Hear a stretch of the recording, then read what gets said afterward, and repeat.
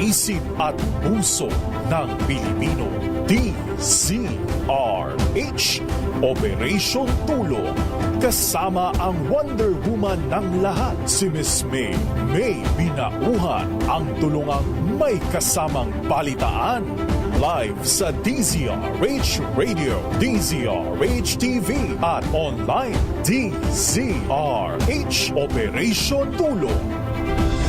Direktang tulungan at balitaan kasama si Miss May Binauhan sa DZRH Operation Tulong. DZRH Operation Tulong.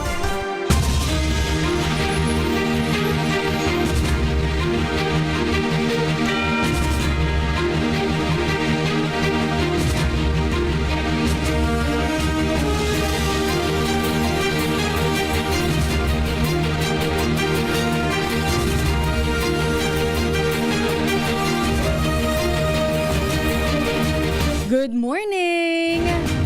Magandang umaga Luzon, Visayas at Mindanao. Magandang umaga Pilipinas.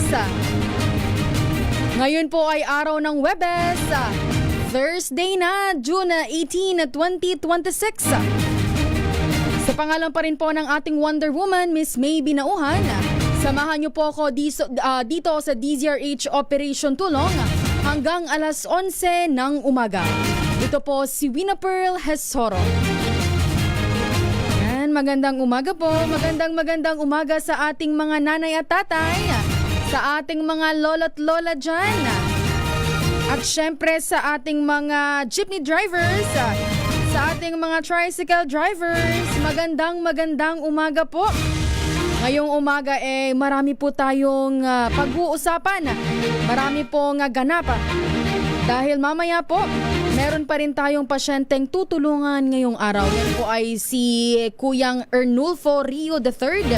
Pero ang makakausap po natin mamaya ang kanyang tatay na si Tatay Ernulfo Rio II. Maya rin po makakausap din natin ang magaling na doktor. Ang magaling na doktor ng Manila Doctors Hospital, si Doktora Cynthia Cuayo Wico. Ang magaling pong pediatrician. Mamaya po, makakausap natin si Doc. Ang ating pong pag-uusapan, ano po ba ang mga paalala ng ating doktora ngayong balik eskwela ng ating mga estudyante, lalo na po sa kanilang kalusugan at maging sa kalinisan po ng ating mga bata. Siyempre, di rin po natin malilimutan ang tamang nutrisyon at ang tamang tulog at pahinga. Siguro dahil nasanay ang ating mga estudyante na late na natutulog tuwing gabi noong bakasyon. Pero ngayong back to school na nga, ano nga ba ang ating paalala sa ating mga estudyante? Mamaya po yan, makakausap natin si Doktora Cynthia Cuayo Wico. Pero ngayon po, puntahan po muna natin ang DOST Pag-asa. Tayo po muna ay makibalita sa binabantayan nating low pressure area. Nasa kabilang linya na po natin si Ma'am Lori De La Cruz. Magandang umaga po, Ma'am Lori. Yes po, magandang umaga din ma'am sa lahat ng ating mga tagapakinig.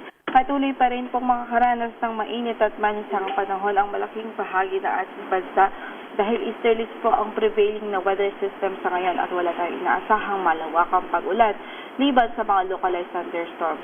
Ngayon nga po ay meron tayong minomonitor na LPA sa labas ng ating area of responsibility at huling nakita yan sa layong 2,430 kilometers silangan ng Eastern Visayas.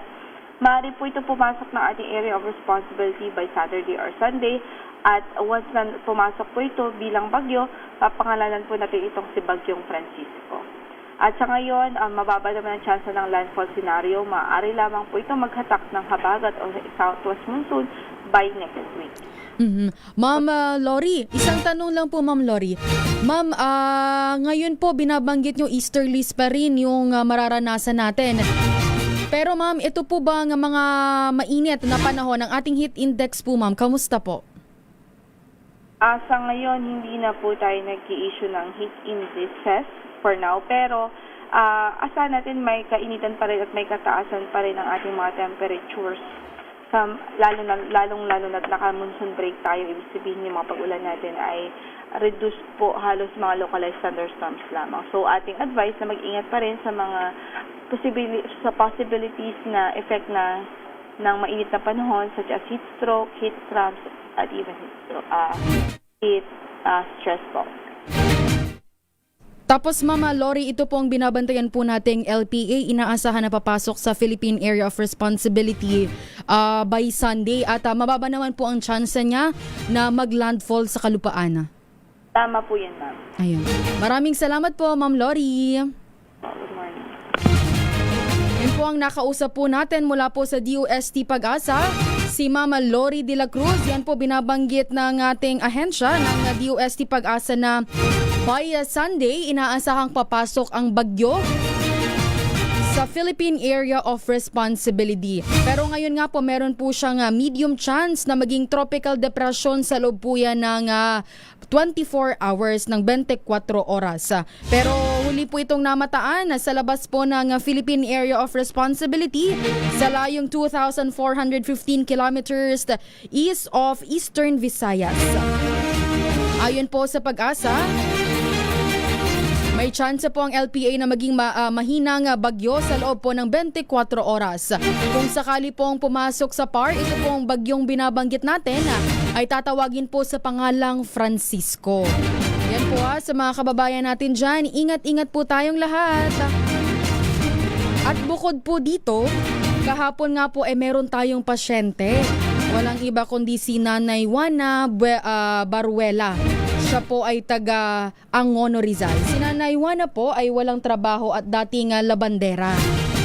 Hiwalay po sa kanyang asawa at may 3 anak at na may sari-sarili na ding pamilya na binabanggit nga po kahapon ni Nanay Juana na meron po silang hindi pagkakaunawaan ng kanyang mga anak. Si Nanay Juana po ay meron pong katarata at natatakot po siya na baka siya na po ay tuluyang mabulag. Kaya po lumapit siya dito sa DZRH Operation Tulong para po makahingi ng medical assistance. Dahil po dyan, kami po ay magpapasalamat sa ating pong regular donor. Dahil kahapon nga po si Nanay Juana, siya po ay nabigyan ng 2,000 pesos mula po kay Senator Lito Lapid sa atin pong regular donor. At 3,000 pesos naman po mula kay MG Forex kay Sir Michael Guy. At bukod po dyan, nakatanggap din si Nanay Juana ng 2,000 pesos mula po kay Sir Eddie Alvarez at PPG. Ito po ay si Sir Eddie Alvarez at PPG. Parati po yan, parati nagpapadala para sa ating mga pasyente. Maraming salamat po, Sir Eddie Alvarez at PPG. At nakatanggap pa rin po si Nanay Juana ng 1,800 pesos mula po sa mga pinagsama nating donasyon sa ating GCash. Sa kabuuan po, nakatanggap po si Nanay Juana ng 8,800 pesos. Sa muli po, maraming salamat po sa ating mga regular donor, Senator Lito Lapid, MG Forex, Sir Eddie Alvarez at PPG at sa mga nagpadala po ng kani-kanilang donasyon sa atin pong GCash account. Maraming salamat po. Direktang tulungan at balitaan kasama si Miss May Pinahuhan sa DZRH Operation Tulong. Pilipinas ang oras, 10:27 ng umaga. Ang oras na yan. Hello, Washi! Laundry day na naman! Yay! Anong meron? Mancha ng chocolate, putik, may libag pa! Kaya natin yan! With Pride Washing Machine Detergent, may triple stain-away formula. Tanggal ang makapit, madikit, at malupit na dumit mancha. Kaya easy ang labada. Mula noon hanggang ngayon! All you need is pride. All you need is pride. ACS. May nagbago. May arte. May budget. Akala nyo lang yon. So solid. White rose papaya, wow, white rose. White rose papaya, wow, white rose. White rose papaya. May glow up with white rose papaya. White Rose Papaya. puti power times 2 kasi may papaya at niacinamide. May shea butter and tea tree oil pa. Kutis sulit ang glow up. Glow up with a White Rose Papaya. White Rose Papaya. Kutis sulit ang glow up. ACS. Galalala Fapcon. Galalala Fapcon. Ang bango ng sampayan. Tara na magsayawan. Calefabcon, amoy nakaka-joyful. Sinisiguro kong tama ang aking choices. Tamang pagkain, lifestyle at ang partner ko, MX3 Capsule. Gawa ito sa ISO at GMP certified na planta. Tested and proven na may alpha, beta at gamma mangosteen. Helps avoid knee joint pain discomfort. Iwas-iwas sa sakit. Kailangan lang na long-term ang pag-inom. 2 capsules araw-araw. MX3, dito ako believe. Mahalagang paalala, ang MX3 capsule ay hindi gamot at hindi dapat gamiting panggamot sa anumang uri ng sakit. Galalala Fapcon. Galalala Fapcon. Ang bango ng sampayan. Tara na magsayawan. Calefabcon, amoy nakaka-joyful.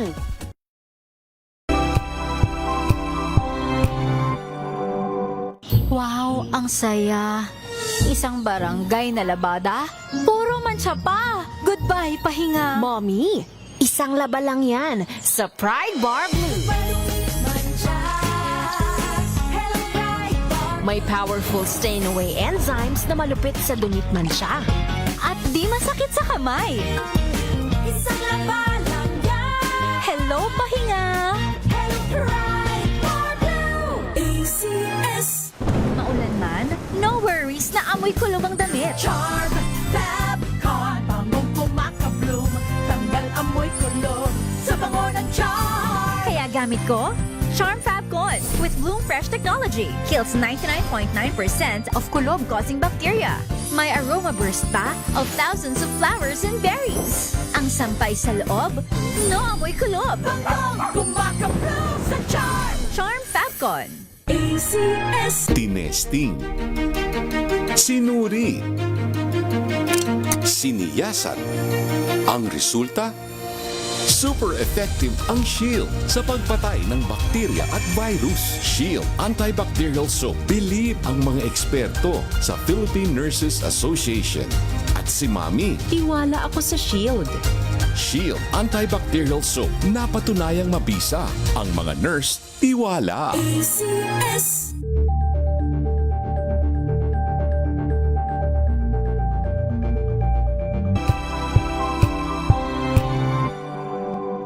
Ito ay bunsod ng naitalang 17 individual na ang kanilang naaresto. Ng Metro Manila Development Authority o MMDA ang No Contact Apprehension Policy o NCAP sa Metro Manila. Sa ang ilang mga dokumento ay peke. Hindi rin legal ang employment na ipinangako sa kanila. Sa mata ng batas, mananagot ang sangkot at may sala. Dahil sa bawat paglabag, may karampatang parusa. Alamin ang mga pananagutan sa likod ng mga bawal. Dito sa Hoy! Bawal Yan! Tuwing Sabado, alas 11:30 ng umaga. Dito lang sa DZRH TV.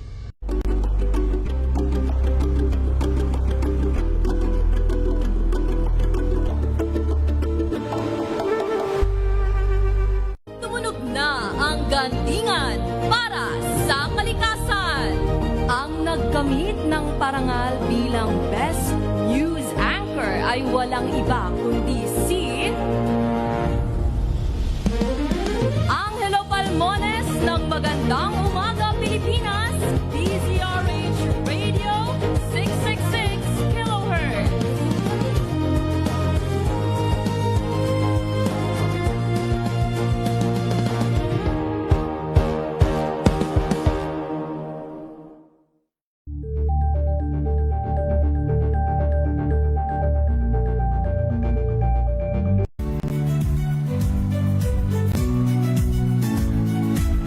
Magandang araw mga kaibigan.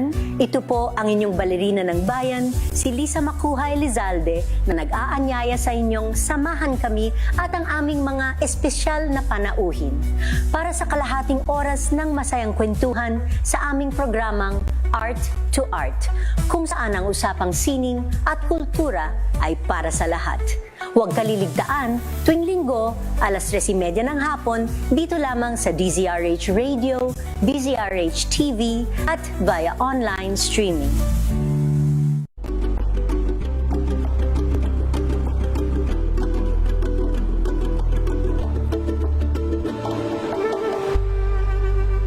We've got you covered. From the hottest hits, exclusive interviews, kilig to the bones fan meet experience, and hataw performances of your favorite stars. Saturdays, 12 noon, dito lang sa DZRH TV. Samahan niyo po ako hanggang 7:30 ng gabi. DZRH Usapang Liga. Magandang gabi Pilipinas, Metro and Mega Manila, nas extension sa DZRH at RH2. Ray Simayan At Kisses Hubson. para sa DZRH, una sa Pilipinas. Una sa Pilipino. Curious ka ba sa maraming bagay? Kami na ang bahala dyan. Aalamin, tutuklasin at bibigyang linaw namin ang mga katanungang bumabagabag sa inyong isipan. Sa programa kung saan ang bawat sagot ay galing lamang sa mga eksperto. Ang Expert's Opinion, tuwing linggo alas 3 ng hapon, dito lang sa DZRH TV.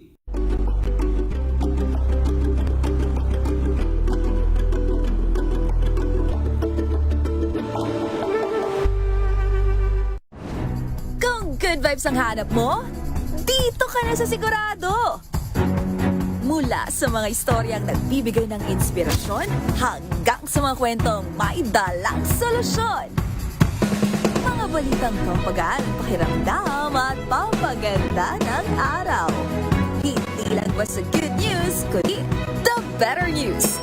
Mula Lunes hanggang Biyernes, 1:00 ng tanghali sa DZRH TV.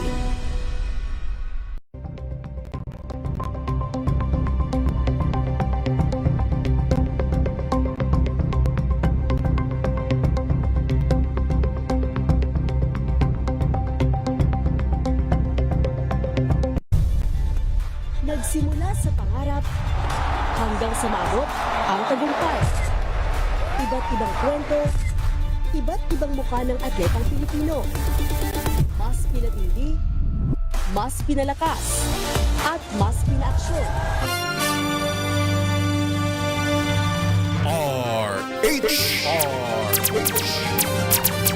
Direktang tulungan at balitaan kasama si Miss May Pinahuhan sa DZRH Operation Tulong. DZRH Operation Tulong.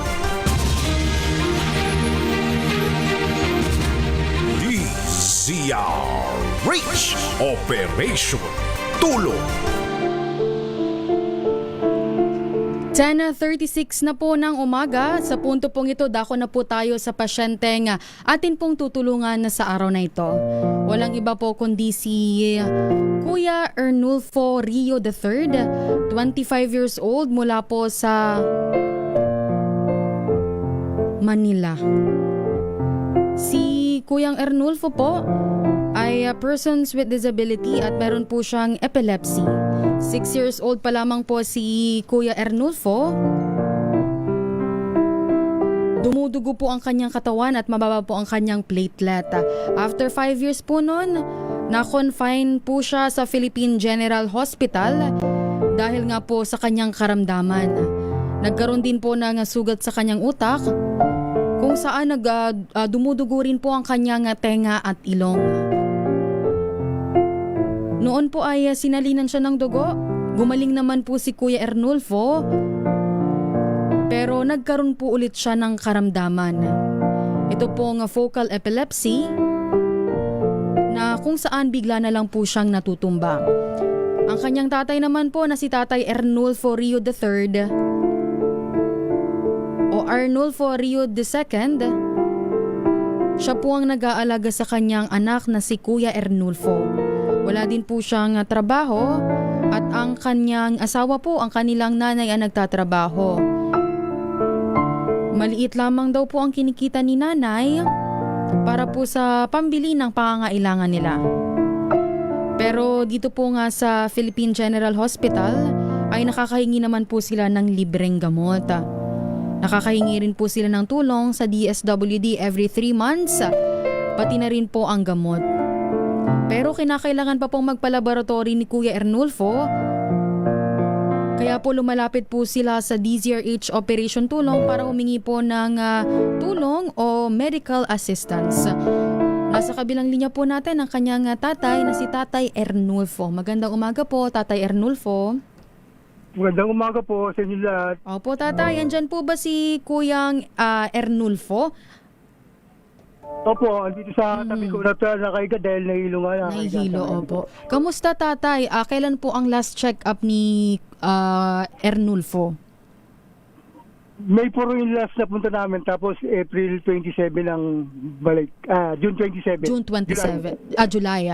Nung pumunta po kayo last time na nagpa-check up kayo, ano pong banggit sa inyo, Tatay, nung doktor? Ayun nga po, yung may bago ng laboratory, tapos yung patuloy yung gamot para hindi sumumpong lang tuloy-tuloy. Kasi kahit may magamot, sinusumbong pa rin siya, pero kung may gamot, madalang na. Tapos itong gamot niya, Tatay, kailangan po every day siya syempre uminom. Tapos yung gamot niya, isa lang po o dalawa sa isang araw? Bali po, 3 klase. 3 klaseng gamot. Niya. Tapos apat. Opo, tapos bali 10 tabletas. 10 tabletas, Tatay, sa everyday. Opo. Tapos ito po, inaabot po kayo ng magkano? Sa isang araw po, umabot mo ng mga 300. Pero magandang balita naman yung, Tatay, na binabanggit po ninyo na kahit papano nakakahingi po kayo ng libreng gamot sa PGH at dito po sa DSWD. Opo. Every 3 months po sa DSWD. Sa PGH, nakahingi kami isang beses pa lang kasi parating walang gamot sila eh. Isa lang yung nagbibigay nilang klase. Tatay, balikan ko po yung kanyang sakit. Ano daw po ba ang cause nitong sakit niya? Bakit po siya nagkaroon ng ganitong sakit? Ayon po dun sa espesyalista na tumingin sa kanya. Kasi nagkaroon siya ng aplastic anemia, yung nagdurugo ang katawan. Hanggang makumpime, after 5 days gumaling nga. Pero hindi natingnan yung utak niya, parang nagkaroon ng pilat. Sugat. Ayun, after 2 years, sumumpong yung epilepsy niya. Natutumban na lang siya. Tumutumban siya para saging dire-diretso. Yun ang sakit niya, mahirap eh. Kaya parating nakahiga na lang, Tatay? Parating nakahiga na lang. Kasi mas mahirap pag... Naglalakad po, katulad niya, mainit. Mainit ngayon dito eh. Dahil na naman eh. So pagka ganun, parating natutumba si Kuya.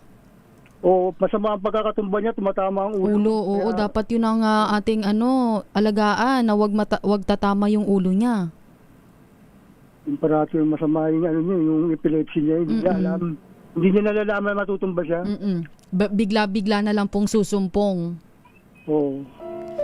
Tapos Tatay, kamusta po ang pag-aaral nito ni Kuya Ernulfo? Ano po bang tawag sa inyong dalawa? Pareho po kayong pangalan, the third at the second. Ano lang po ang tawag sa inyo? Tatay. Ganyan tawag niya sa akin. Tapos Tatay, ito pong, kamusta po ang kanyang pag-aaral? Hindi, kasi nga po, nung magkaroon siya ng epilepsy, yung aplastic anemia, nag-full blow, 6 na taon. 5 taon sa hospital, dinudugo. Hindi na siya pinasok namin siya pagkatapos tapos sinumpong naman ang epilepsy after 2 years. Hindi na siya nakapag-aral kasi malala yung epilepsy niya natutumba bigla natutumba sa upuan, sa speed. Pinasok namin sa speed, diyan nahihilo na tutumba sa upuan mga kasama niya naman, mga may diferensya rin. Kaya yun na lang po, Tatay. Opo. Ang banggit sa inyo, Tatay, ng doktor, kailangan magpa-laboratory ni Kuya Ernulfo. Ano po daw anong laboratory po ang kinakailangan niyang gawin? Yung sa dugo po yun, sinusukat yung sa gamot. Kasi yung gamot daw, pag sumobra, baka magkaroon namin ulit siya sa ibang sakit. Parating sinusukat yung gamot niya. Magkano naman daw po tatay ang aabuti noon? Sa PGH, may white card kami, naabot lang ng 1,000 yata, 1,200. 1,000. Tapos, syempre, May white card. syempre tatay, ang inaano nyo dito, itong pang everyday na gamot, kasi kahit papano, maintenance na po ba ito ni Kuya Ernulfo? Opo. Kailangan po araw-araw. Araw-araw. Kaya nahihirapan kami. Ang trabaho, tapos maliit lang. Yung asawa nyo po, Maliit lang tatay, po. saan siya ngayon? Doon sa kapitbahay namin, medyo malayo-layo ng konti, mga 10 bahay. Ano naman ang trabaho Ito lang. niya doon, tatay? Inaalagaan niya yung batang Yung anak na bunso. Tapos doon kayo tatay umaasa po no sa pang araw-araw na pangbuhay. May anak pa po ba kayong iba tatay o nag-iisang anak nyo to si Kuya Ernulfo? May anak ako kaso yung nasa malayo na. May asawa na. So ngayon tatay si Kuya Ernulfo na lang talaga ang meron kayo. Opo. Ayun. Nagising na po. Nagising na siya. Nagising na. Pwede po ba siyang makausap? Kausapin mo daw. Kausap mo. Sige nga. Ito po. Sige nga. Good morning, Kuya Ernulfo. Good morning daw. Good morning daw. Good morning daw. Ayun, wag na tatay. Naalimpungatan pa ata si Kuya Ernulfo. Yan mo na tatay, okay lang yan. Sige tatay, nasa inyo pong pagkakataon, manawagan po kayo sa ating mga kababayan na nakikinig at nanonood para po matulungan po kayo. Opo, si Arnolfo Rio. Magandang tanghali po sa lahat. Ako po'y nananawagan sa tulong medical sa aking anak na si Arnolfo Rio III. Dahil sa kasalukuyan, wala po akong trabaho at may kulang financial po ang aming buhay ngayon. Nahirapan po kami sa gamot. Kailangan niya ng maintenance sa araw-araw upang hindi sumbungin madalas. Ayun po ang panawagan sa may mabubuting kalooban. Sana itulungan kami. Magandang tanghali po sa lahat.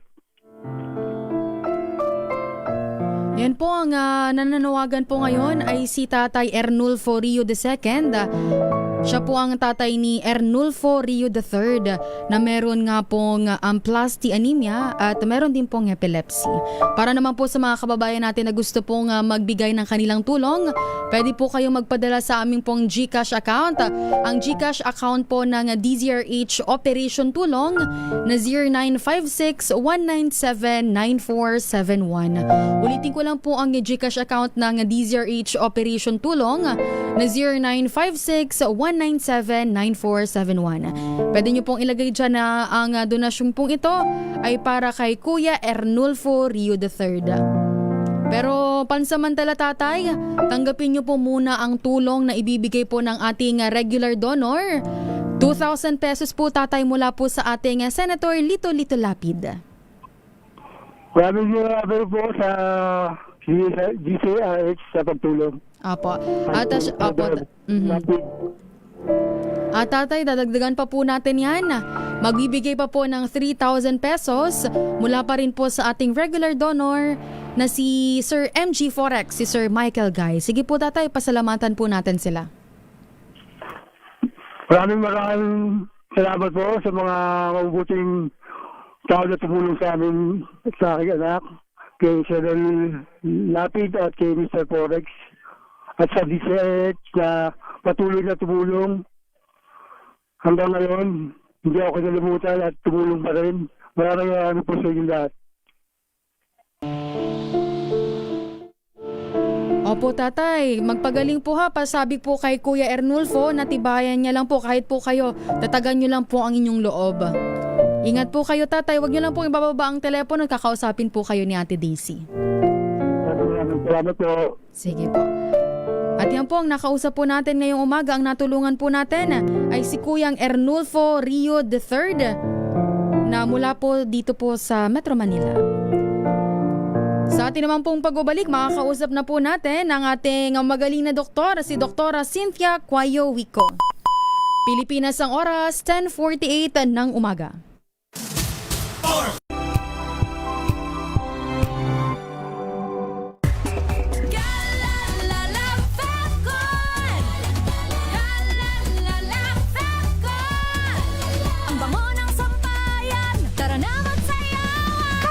Fabcon, amoy nakaka-joyful.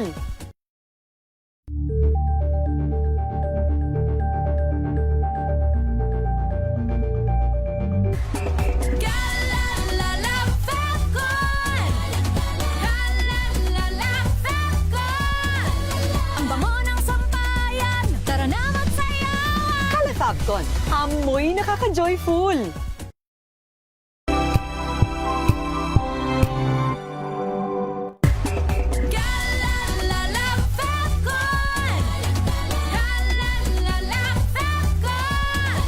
Ang bango ng sampayan, tara na magsayawan. Kala Fabcon, amoy nakaka-joyful.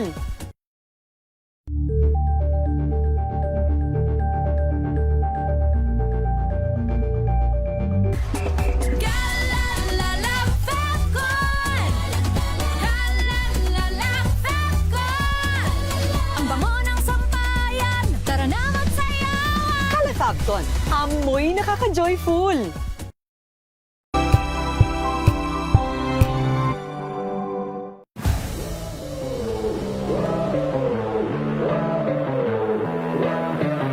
Yung pressure kasi di mawawala sa sports kahit sa buhay. Pero siguro kung paano mo rin take yung pressure. Ano yung sasandalan mo, ano yung panghawakan mo, ano yung mga, siyempre may mga inspirasyon ka, motivation. So yun yung mga sinasandalan ko. Overwhelming. Ang daming support, ang daming nagmamahal. Nakakataba ng puso talaga. Naging immature ako pero masabi ko, green flag. Hi guys, ako si Andre Caracot, a professional basketball player. Naglalaro para sa Rain or Shine. Abangan ang aking exclusive interview dito lang sa DZRH TV Matchpoint. Mabuhay ang atletang Pilipino. At yan ang mga latest updates sa mundo ng sports. Para sa MBC TV Network News, ito si Andre Caracot. Una sa Pilipinas, una sa Pilipino.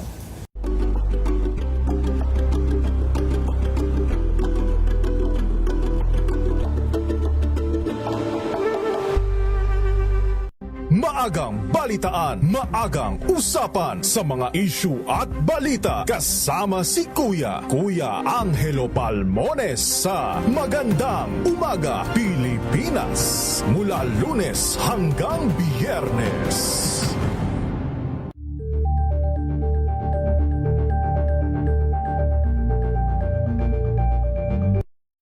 Mga balitang gigising sa inyong umaga. Mga balitang kailangan mong malaman. Mapapakinggan sa ACS Balita sa 2x2. Kasama sina Anthony Taberna at Jerry Baha. Lunes hanggang Biyernes.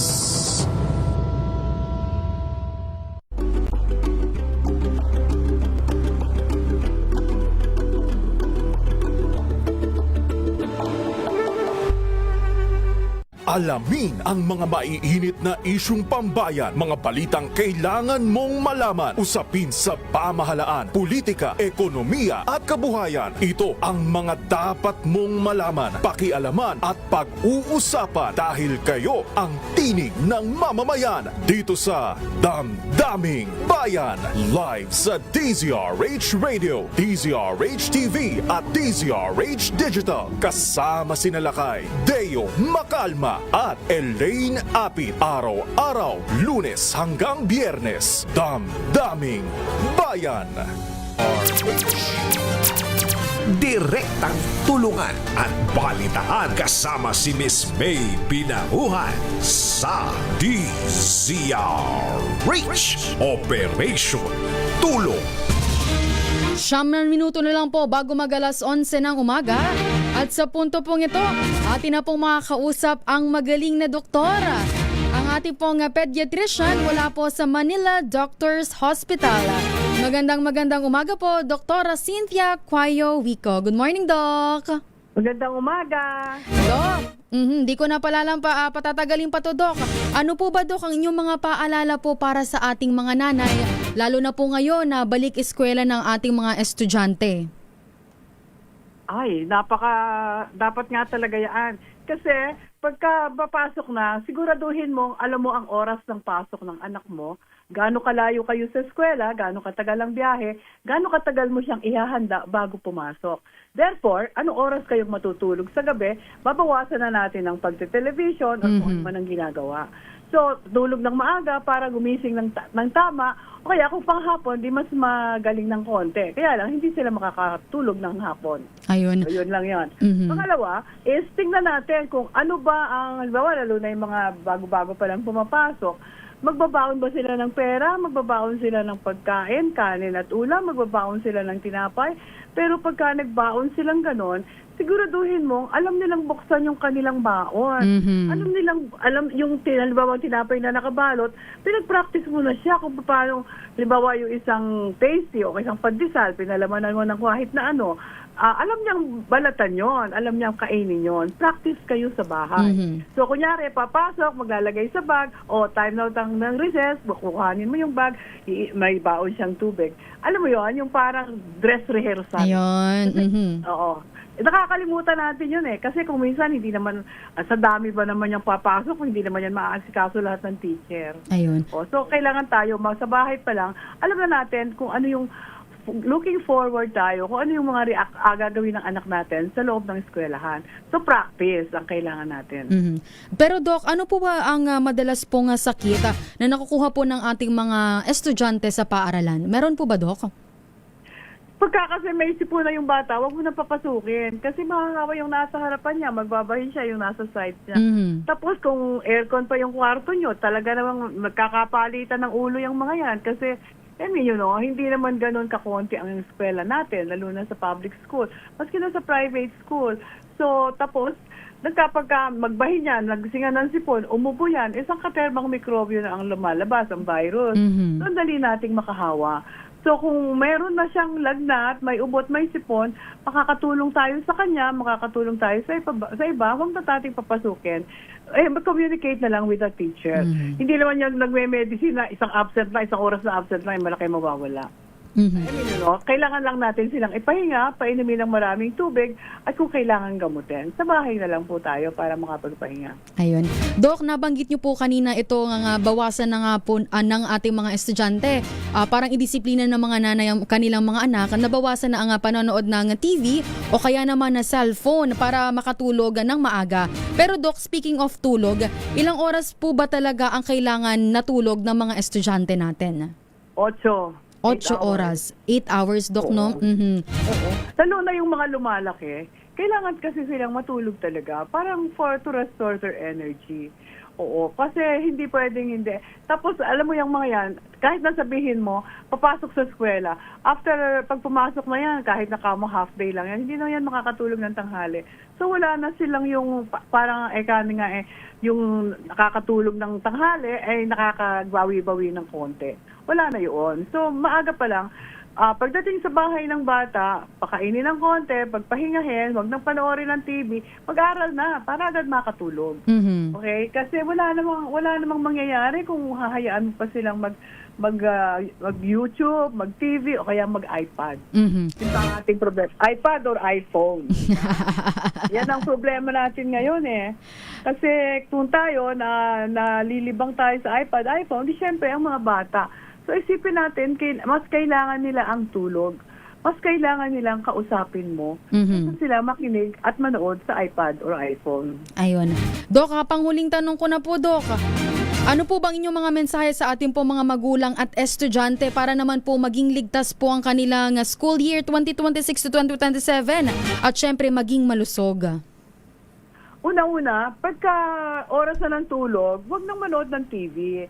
Saka na lang yun, hindi naman nauubos yung palabas sa television or sa YouTube, whatever yung ibig mo sabihin, o kaya sa cellphone.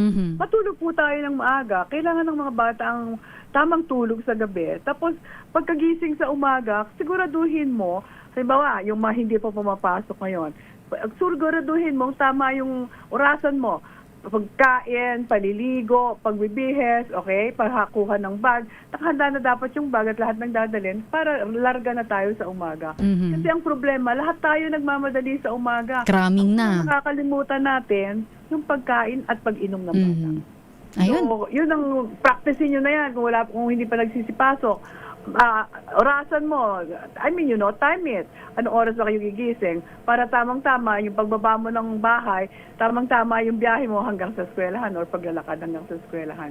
Kasi kung kailan papasok, doon mo lang, alam mo naman kung gaano katagal kayo papasok sa eskwela. At ng mga kinderbukol or grade 1 na malayo eskwelahan, alam mo na kung gaano katagal. So, magpataan ka na ng oras. Hindi alam ng bata yung, you should have a schedule. Kailangan, mga 2-3 days, may schedule ka na para hindi sisinghap-singhap, antok-antok ang bata. Kawawa naman siya. Tapos sa gabi pa lang, tama na yung pag-iPhone, tama na yung panonood ng tama na yung matulog ng maaga para at least makatulog ng tama. Para pagising sa umaga, hindi masungit. Ayun, tama talaga yan, Doka. Lalong-lalo na sa mga bulinggit pa lang, dapat bata pa lang, maaga pa lang, turuan na natin ang disiplina. Turuan na natin ang cellphone, hindi laruan. Turuan na natin ang TV, hindi laruan. Ayun. Okay? Kasi kung hindi, saka ang TV, ang cellphone, hindi tagapag-alaga ng bata. Kayo ang mag-alaga ng bata, hindi mo iiwan sa cellphone. Ang pag-alaga ng bata, kasi ikaw nagsa-cellphone din. Ayun. Yan ang mga... yan ang matindi ngayon di ba? Thank you so much, Doc. Anytime. So, ulitin, Doc. Apo, thank you so much, Doc. Ang nakausap po natin mula po sa Manila Doctors Hospital, si Dr. Cynthia Cuayo Wico. DZRH Operation Tulong. Isang minuto na lang po bago mag-alas 11 ng umaga. Tatsadahan po muna natin ang mga balita. Ateneo Blue Eagles Assistant Coach Sandro Soriano humarap na sa NBI. Ang buong detalye sa report ni RH15 Giselle Recafort. Giselle? Uwi na dumating si Ateneo Blue Eagles Assistant Coach Sandro Soriano dito sa National Group Investigation. Kasama yung abogado niyang si Atty. Raymond Rojas, nagbibigay na yung 27 anyos na si Soriano ng salaysay sa NBI Homicide Division kaugnay ng pagkamatay ni Rene Paterbonia at Divine Adili kamakailan ng usisain ng media. No comment yung matipid na sagot sa atin ng coach. Matatandaan no-show si Soriano sa pasapina ng Bureau noong Martes yan dahil sa nararanasan daw na emotional distress. Ilan pang pinasampina na coach ng Ateneo ang inaasahang haharap sa NBI ngayong araw. Bukas naman si resigned Coach Baldwin, batay sa kanyang pasabi kay NBI Director Atty. Malvin Matibag, nagpa-reschedule si Baldwin na hindi rin sumipot noong Martes dahil wala umano ito sa good condition. Sa ngayon, tanging si Soriano pa lamang yung dumadating dito sa NBI Homicide Division mula doon sa kasunod nung ilan pa, 11 kahapon yung mga dumating na mga dati at aktibong manlalaro ng Ateneo Blue Eagles. Ito si Giselle Recafort para sa Deezer issue na sa Pilipinas, una sa Pilipino. Maraming salamat RH15 Giselle Recafort. Samantala, ang COMELEC naman po nagpalabas na mga panuntunan para sa pagpili ng NMIP representatives sa BARM Parliament. Ang buong detalye sa report ni RH9 Tina Nolasco. Tina? Wina-official na ngang inilabas ng Commission on Election o COMELEC ang COMELEC Resolution number 11235 na naglalaman ng 2026 Implementing Rules and Regulation o IRR ng Bangsamoro Electoral Code of 2023 para sa pagpili na makinatawan ng non-Moro Indigenous people sa Parliament ng Bangsamoro Autonomous Region and Muslim Mindanao o BARM. Layunin ng IRR na matiyak ang maayos, patas at inklusibong proseso sa pagpili sa mga para sa kakatawan sa mga non-Moro Indigenous people o makatutubong komunidad na hindi kabilang sa pagkakakinanlang Moro sa darating na eleksyon.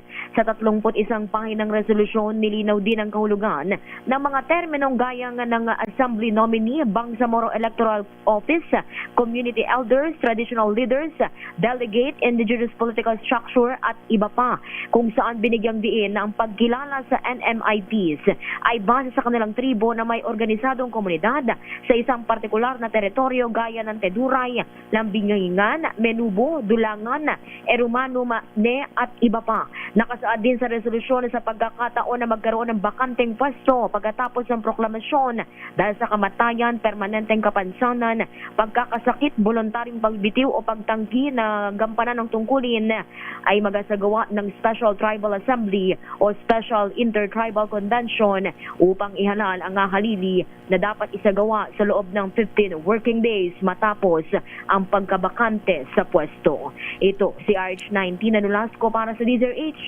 una sa Pilipinas, una sa Pilipino. Maraming salamat RH19 na Nolasco. Sa iba pa nating balita, mga empleyado ng NIA sa Quezon City sabayang lumahok sa second quarter nationwide simultaneous earthquake drill. Ang buong detalye sa report ni RH5, Val Gonzalez. Val? Pinapagsapit ng alas 9 kaninang umaga, sabay-sabay na nag-pack, cover and hold ang mga empleyado at mga bisita sa loob ng compound ng National Irrigation Administration sa Nia Road, Quezon City. Malakas na alarmang narinig na siyang nagbigay hudyat sa nararanasang 7.2 magnitude na lindol. Isa-isang naglabasa ng mga empleyado na nagpakita ng kahandaan dahil sa bawat opisina ay mayroong nakapwestong mga protective gears. Ipinakita rin ng mga NIA employees ang kakayahan ng kanilang ERT o ang Emergency Response Team na mag-rescue ng mga natrap o nasugatan mga kapwa empleyado. Otomatikong nagtungo sa mga designated evacuation areas sa mga empleyado para sa proper accounting sa bilang ng mga personnel. Ang regular na nationwide earthquake drill na pinangungunahan ng Office of the Civil Defense ay naglalayong ihanda ang publiko, lalo na dito sa Metro Manila, sakaling gumalaw ang pinangangambahang West Valley Fault Line. Ako si Val Gonzalez, DZRH, una sa Pilipinas, una sa Pilipino. Maraming salamat RH5, Val Gonzalez. Basaan Zone muling itatakda para sa Wata Wata Festival. Ngayong taon po yan sa San Juan City. Ang buong detalye sa report ni RH52, Edniel Parosa. Edniel?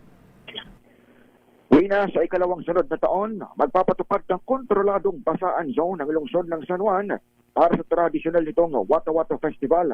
Ayon kay Mayor Francis Zamora, papayagan lamang ang basaan sa bahagi ng Pinaglabanan Street sa tapat ng City Hall mula kanto na Domingo hanggang kanto ng P. Guevara.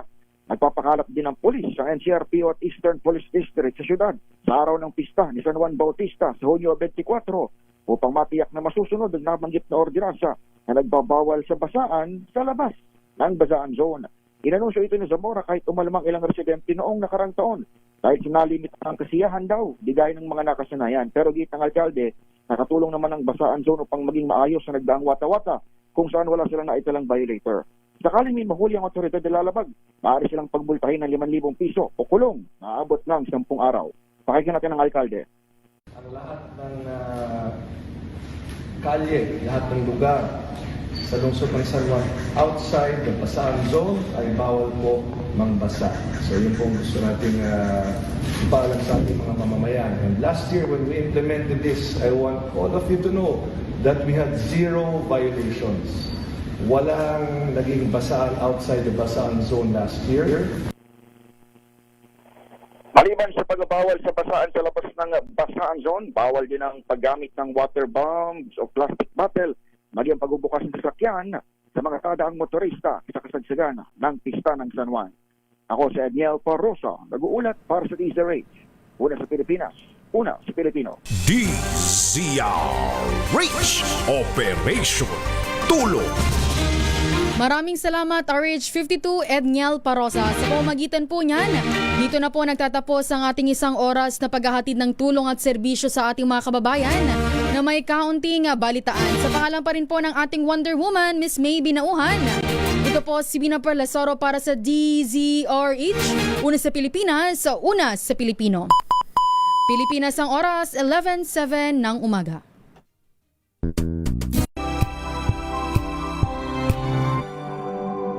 Wow, ang saya. Isang barangay na labada, puro mancha pa. Goodbye, pahinga. Mommy, isang laba lang yan sa Pride Bar Blue. May powerful stain-away enzymes na malupit sa dunit mancha. At di masakit sa kamay. Isang laba lang yan. Hello, pahinga.